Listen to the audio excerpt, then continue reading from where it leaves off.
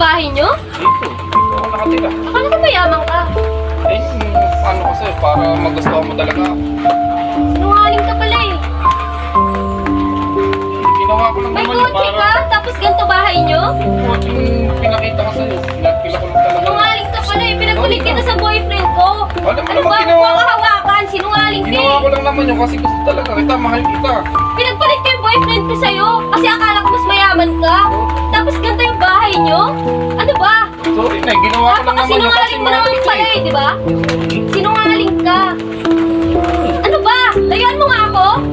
Sinungaling ka.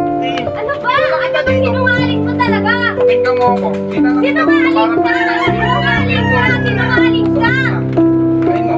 Ayun ang tatay ko. Pinalo kita. Yan! Yan yung tatay mo? Janitor namin yan sa school eh! Ito ba girlfriend mo? Gagawin mo naman yung tatay ko. Paano ko dadalangin yung tatay mo? Eh, janitor namin yan sa school! Grabe ka naman makapagsalita. Porque dyan dito ako sa school nyo, gaganyan mo ako?